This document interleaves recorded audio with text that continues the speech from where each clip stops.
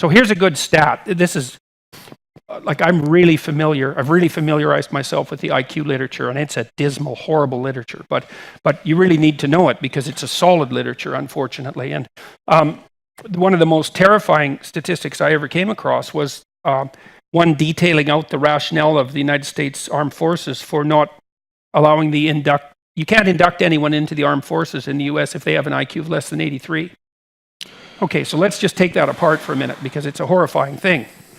So the US Armed Forces has been in the forefront of intelligence research since World War I because they were on board early with the idea that, especially during wartime when you're ramping up quickly, that you need to sort people effectively and essentially without prejudice so that you can build up the officer corps so you don't lose the damn war. Okay, so there's real motivation to get it right? Because it's a life and death issue.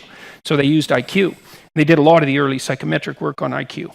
Okay, so that's the first thing. They're motivated to find an accurate predictor, so they settled on IQ.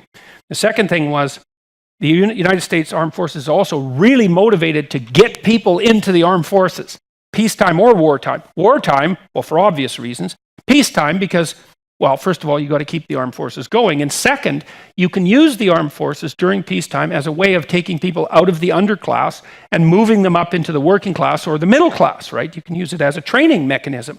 And so and left and right can agree on that. It's a reasonable way of promoting social mobility. So again, the armed forces, even in peacetime, is very motivated to get as many people in as they possibly can. And it's difficult as well. It's not that easy to recruit people, so you don't want to throw people out if you don't have to. So what's the upshot of all that? Well, after 100 years, essentially, of careful statistical analysis, the armed forces concluded that if you had an IQ of 83 or less, there wasn't anything you could possibly be trained to do in the military at any level of the organization that wasn't positively counterproductive.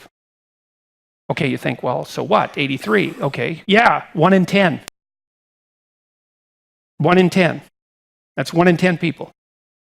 And what that really means, that, as far as I can tell, is if you imagine that the military is approximately as complex as the broader society, which I think is a reasonable proposition, then there's no place in our cognitively complex society for 1 in 10 people. So what are we going to do about that? The answer is no one knows. You say, well, shovel money down the hierarchy. It's like, the problem isn't lack of money. I mean, sometimes that's the problem, but the problem is rarely absolute poverty. It's rarely that. It is sometimes, but rarely. It's not that easy to move money down the hierarchy. So, first of all, it's not that easy to manage money. So, it's a vicious problem, man. And so, it's hard to train people to become creative, adaptive, problem solvers. It's impossible. You can't do it. You can't do it. You can interfere with their cognitive ability. But you can't do that. Its training doesn't work. It's not going to work in 6 months, but it could work in 6 years. No, it doesn't work. Sorry, it doesn't work. Like, the data on that's crystal clear as well. Look, I can give you an example. So I know a bunch of people who run MBA programs, and I've had discussions with them because the thing about an MBA program is if it's selective, it's really hard to get in. It's like getting into Harvard. It's really hard to get into Harvard. You have to have an IQ that places you at least at the 99th percentile, and then you have to be really good at least 1 or 2 other things. So it's really hard to get in. Okay, so you think, well, why hire a Harvard graduate? Well, it's the quality of the education. It's like, no, it's not. It's the fact that it's really hard to get in. All of the value of the Ivy League education is in the screening before the education starts. Now, that doesn't mean that people go to Harvard and they get educated, but they'd get just as educated if they went somewhere else. First of all, it's like every university contains more information than any student can ever possibly process. If you're super smart, you can be dropped into a state college somewhere, a low-level state college. You spend 4 years in the library.